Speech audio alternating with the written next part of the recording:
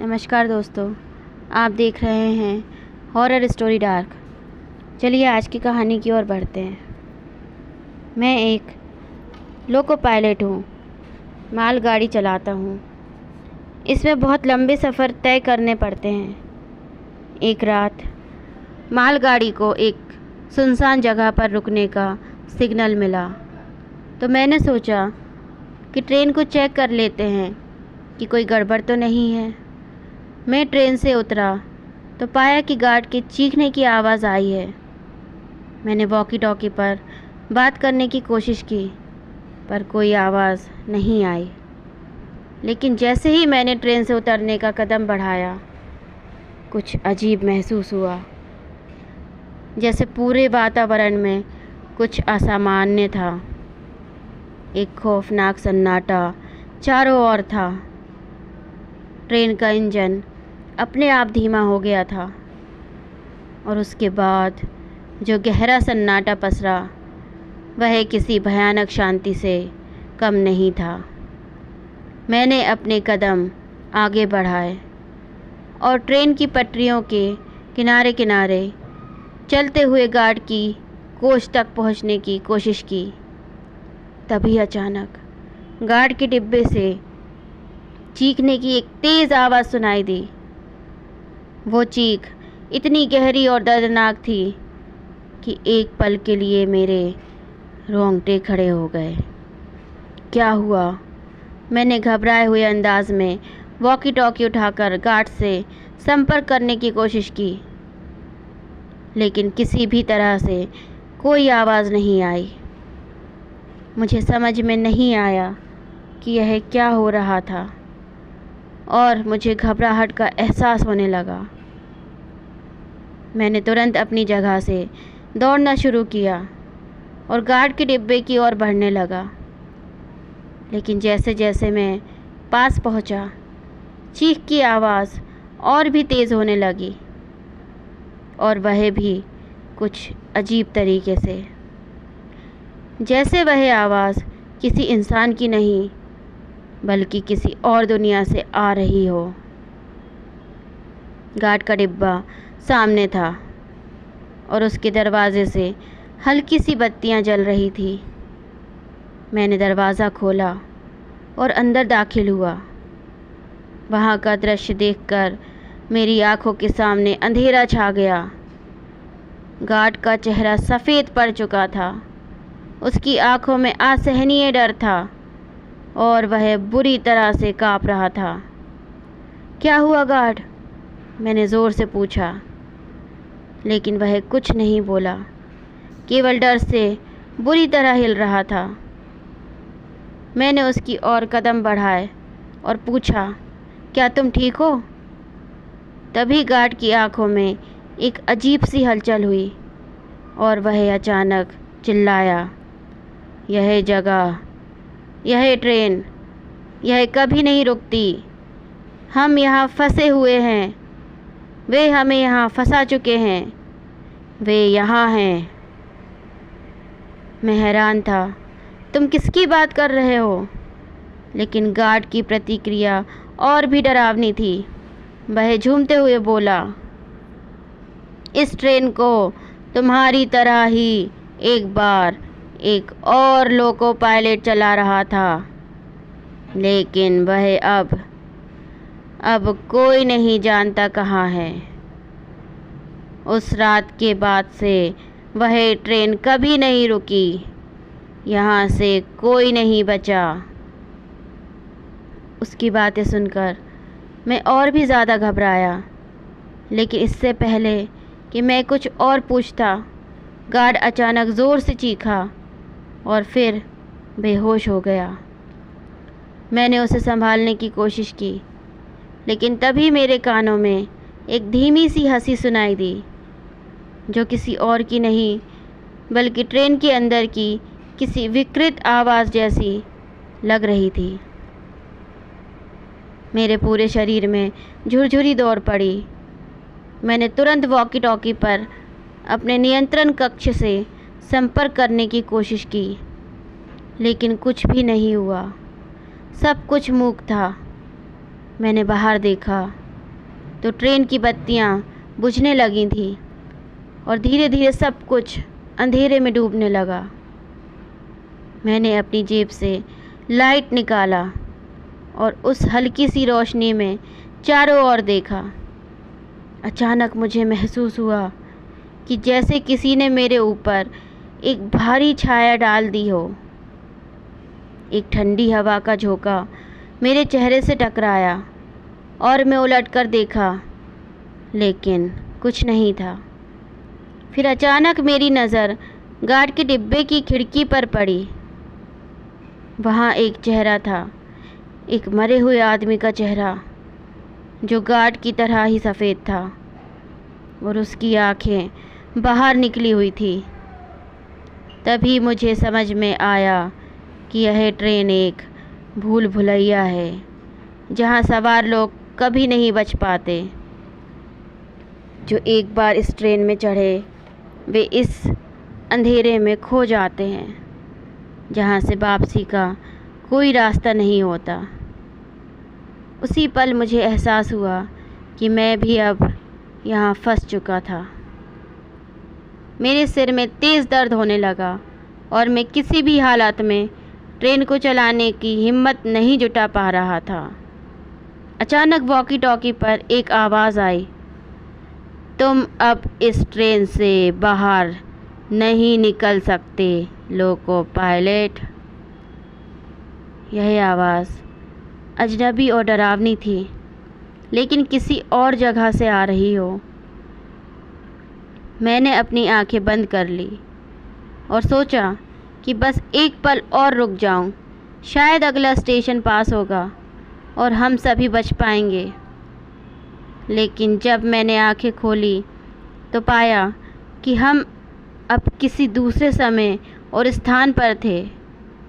चारों ओर खड़ी हुई ट्रेनें, कुछ धुंधली सी परछाइयाँ और वह आवाज़ें जो मुझे महसूस हो रही थी, वे सब बताती थी कि हम अब कहीं और हैं, एक ऐसी जगह जो कभी ख़त्म नहीं होगी। मैं और गार्ड दोनों इस अंधेरे के बीच खो गए और ट्रेन ने फिर से अपनी यात्रा शुरू की। यह अजीब सी, रहस्यमयी और भूतिया यात्रा ख़त्म होने का नाम नहीं ले रही थी। जैसे ही लोको पायलट और गार्ड ने ट्रेन के भीतर से बाहर का दृश्य देखा, उन्होंने महसूस किया कि सब कुछ बदल चुका था। यह वह दुनिया नहीं थी जो वे जानते थे। आसपास की हवा ठंडी और भारी हो चुकी थी और ट्रेन के इंजन की आवाज़ धीमी पड़ गई थी। चारों ओर सिर्फ अंधेरा था, जैसे समय और स्थान दोनों ही सापेक्ष हो गए थे। एक खौफनाक सन्नाटा छा गया था और यह एहसास था कि वे अब उस जगह में फंस चुके थे जो कभी भी किसी को बाहर नहीं जाने देता।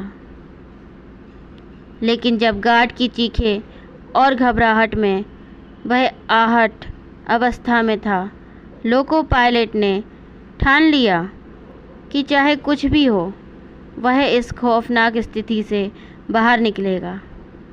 उसने अपना ध्यान केंद्रित किया और गार्ड को संभालने की कोशिश की। हालांकि गार्ड पूरी तरह से बेहोश था। यह सोचते हुए कि शायद कुछ मदद मिल सके, लोको पायलट ने वॉकी टॉकी पर एक फिर से संपर्क करने की कोशिश की, लेकिन यह बार बार निष्फल हो रहा था।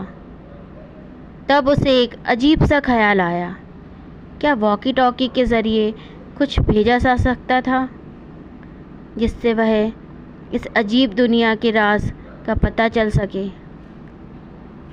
उसने वॉकी टॉकी में एक विशेष कोड डालने की कोशिश की जो उसे अपने प्रशिक्षक से सिखाया गया था। यह कोड एक ऐसी प्रणाली था जिसे सिर्फ उन ट्रेन कर्मियों द्वारा जाना जा सकता था जो ट्रेन की सबसे खतरनाक परिस्थितियों में भी काम करने के लिए प्रशिक्षित थे। जब उसने यह कोड डाला तो एक हल्की सी फिज़िकल सिग्नल आई और वॉकी टॉकी में एक धीमी घबराई हुई आवाज़ सुनाई दी, तुम्हारे पीछे देखो।